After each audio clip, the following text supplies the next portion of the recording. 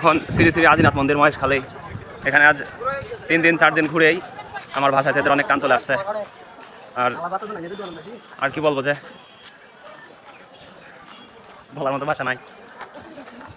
এই যে আমার সাথে আমার স্মার্ট বন্ধু রায়হান বাদশা, রিপন। এই যে হ্যাঁ, চলো চলো, হ্যাঁ বলো, তোমার কিছু বলার থাকলে বলো। বন্ধু থাক, বোঝা হয়ে গেছে তোমার বলার দূর কত দূর। Just feel the wine.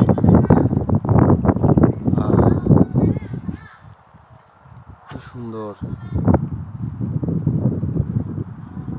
বাতাসের শব্দটুকু কি মন জুড়ানো। এটা হচ্ছে কক্সবাজারের মহেশখালী। এই গাছগুলো কি গাছ বলে? পাইন গাছ না কি গাছ? ঝাউ গাছ। দেখো এর বাতাসের শব্দই অন্যরকম, ভয়ঙ্কর ভয়ঙ্কর রকম সুন্দর।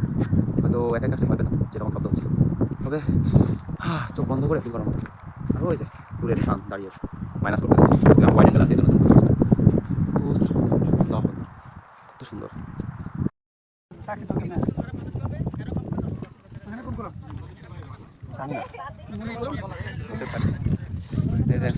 এই পিচ্ছিটা, এই তোমার নাম কি জানো?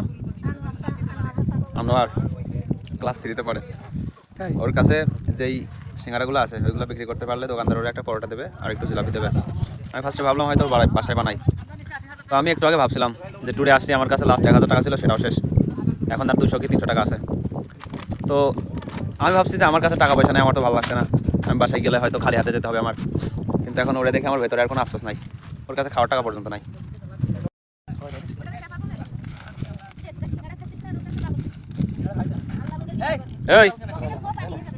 এই ছেলে যদি সিঙ্গারাগুলো বিক্রি করতে পারে দোকানদার একটা পরোটা দেবে। আমি খাইছি, একটা টাকা দিছি,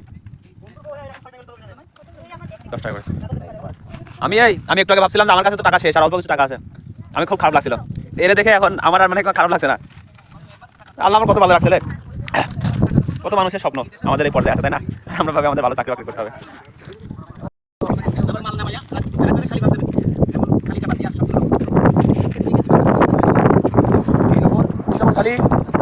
আমি যতদূর দেখেছি গলগণ্ড রোগ সারবে এবং হাঁটুতে এবং কোমরে জয়েন্টে ব্যথা সব